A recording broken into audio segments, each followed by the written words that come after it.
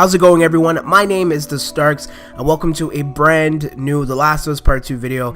Today, we're going to be talking about some details regarding The Last of Us Part 2, in particular, how characters and how more grounded and more detailed than ever before that our characters here in The Last of Us Part 2 are, whether it be Ellie or enemies.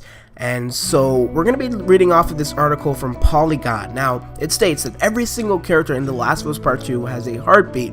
This is an article by Russ, who works for Polygon, and the article states, in The Last of Us Part 2, no one is safe. 1 minute, you're out for a relaxing horseback ride in the snow, and the next, you're getting your face ripped off by an infected man-beast. It's enough to make anyone a little tense. And it seems Naughty Dog has added some new technology to the engine to really sell how amped the characters in this universe are. Everyone, it seems, has a heartbeat. There's no heartbeat monitor in The Last of Us Part 2. It's not a gameplay mechanic where you have to keep a steady heartbeat, and there's no stamina meter to worry about either. But characters' heart rates do alter the game in significant ways. Anthony Newman, as we know, the game's co-director, explained this new technology in an interview with Polygon. He states, just every facet of the game updated some new level. One of them is the audio, where I'm not sure if you noticed, but Ellie sprints around and then she settles and she's kind of, mimics heavy breathing, or in other words, catch her breath. This is a cool touch, but heavy breathing after a sprint isn't all that unique in video games. Apparently, however, it goes even deeper though.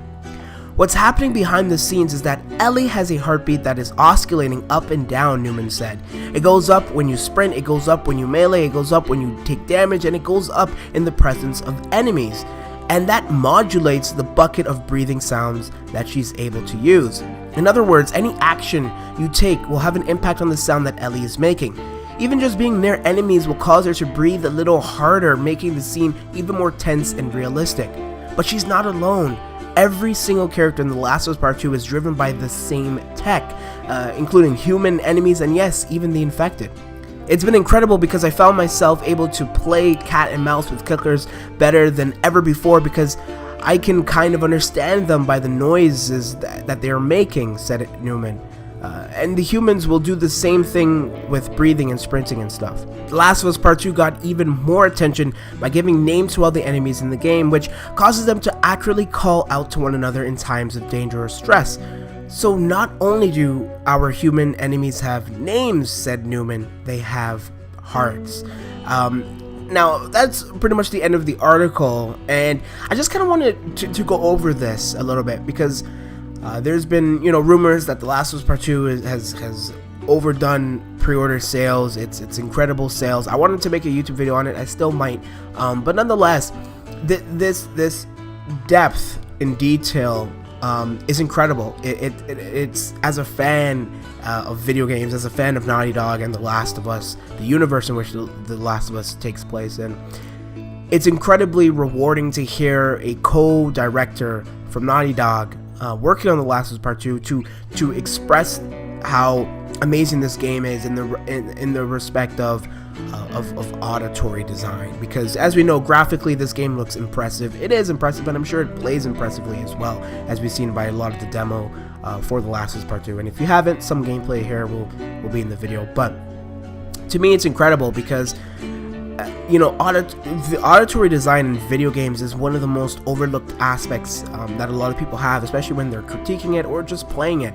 I myself included. A lot of people are included in this mixture, and for Naughty Dog to have the confidence to not shun that aspect of the game. Oh yeah, audio's good, but to embrace the fact that it's different, that it's going to have unique characteristics where Ellie, depending on her specific situation, programmers come together collectively, as well as the auditory people, to mix in this very unique, realistic, and grounded aspect to the game, where when Ellie and other characters are involved in particular situations, that their tone escalates their breathing starts to escalate as well, because it starts to intensify the gameplay and the experience a lot more, which has me excited because I'm probably going to be using my SteelSeries 9 or whatever it's called headset when I'm playing The Last of Us Part 2, which is more exciting because it's a great headset, and for Naughty Dog to have that very in-depth attention to the detail of the auditory design has me incredibly excited for The Last of Us Part 2 story, as well as what they might end up doing for multiplayer as well. So it's all interesting stuff. I'm very curious to see, The Last of Us Part 2, obviously, which is slated to come out this February. So very exciting times ahead. And yeah, so let me know your comments, thoughts, and opinions in the comment section below, and subscribe if you're new to my channel. And thank you for watching. I have been TheStarkz. Peace.